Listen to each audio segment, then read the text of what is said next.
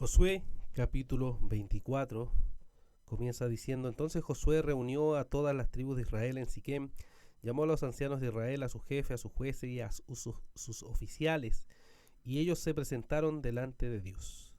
Y entonces aquí Josué lo que hace es dar un discurso, el último discurso antes de que parta a la presencia de Dios, y desde el verso 1 hasta el verso 13 lo que hace es un recorrido por la historia de Israel, cuando fue Abraham escogido, cuando fue el pueblo de Dios liberado por medio de la mano del Señor, usando a Moisés y a Aarón, como los trajo por la tierra prometida y les fue dando a cada uno esas tierras que había prometido el Señor.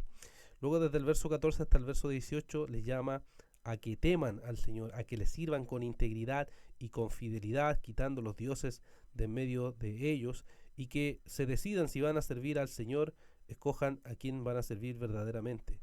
Y ahí está la famosa frase de Josué: pero yo y mi casa serviremos al Señor. El pueblo dice que está lejos de ellos de abandonar al Señor por servir a otros dioses, sino que los va a echar fuera. Josué insiste que ellos no van a poder servir a Dios desde el versículo 19 hacia adelante hasta el verso 33. Ellos no van a poder servir a Dios porque Dios es celoso, porque Dios es santo y porque Dios no perdonará la transgresión de ellos por sus pecados. Pero el pueblo insiste y dice, el verso 21, no, sino que serviremos al Señor. Y Josué les dice: ustedes son testigos contra sí mismos de que han escogido al Señor para servirle. Y ellos dicen: testigos somos. Y así entonces Josué va y hace un pacto ese día para reafirmar este compromiso que el pueblo había hecho. Escribe estas palabras en un libro, en el verso 26 de la ley de Dios, y toma una piedra y la coloca debajo de la encina que está junto al santuario del Señor, y les dice que esta piedra va a ser testigo contra ellos cuando abandonen al Señor o se alejen del Señor.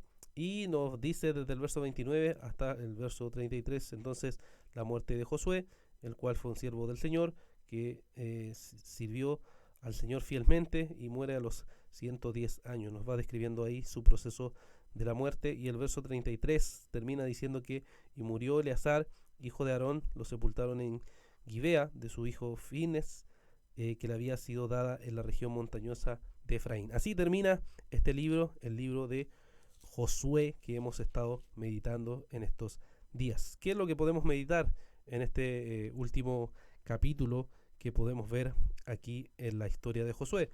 Primero, algo muy importante, que es cómo Josué hace recordarles al pueblo de dónde el pueblo ha sido sacado y toda la historia, cómo el Señor lo sacó. Esto nos hace pensar acerca de nuestra propia vida espiritual. Nosotros, como hijos de Abraham por la fe, éramos también paganos, igual que Abraham, servíamos a otros dioses, y un día el Señor llegó a nuestra vida y nos sacó de esa vida de pecado en la cual vivíamos.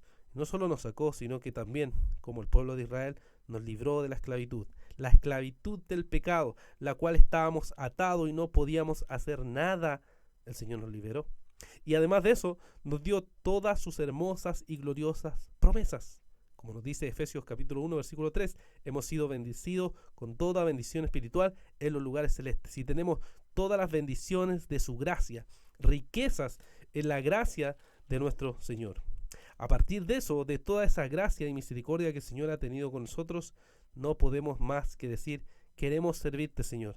Queremos ser tus siervos, Señor, como el pueblo decía aquí. Pero lamentablemente sabemos que en ocasiones nos alejamos, que en ocasiones pecamos, que en ocasiones ofendemos a nuestro Señor, que en ocasiones ignoramos sus mandamientos. Pero el Señor extiende su gracia para nosotros. Nos muestra su amor y su misericordia si volvemos a Él. Queremos ser siervos fieles, como Josué, que fue un siervo ante el Señor, no perfecto, porque no hay ningún hombre que no cometa pecado, pero se esforzó en la gracia de Dios de querer agradar a Dios a través de toda su vida. Que ese sea el anhelo de nuestra vida, querer servir al Señor con todo el tiempo, el esfuerzo, el dinero, la propiedad o las cosas que el Señor nos haya dado, los dones para servir a su iglesia.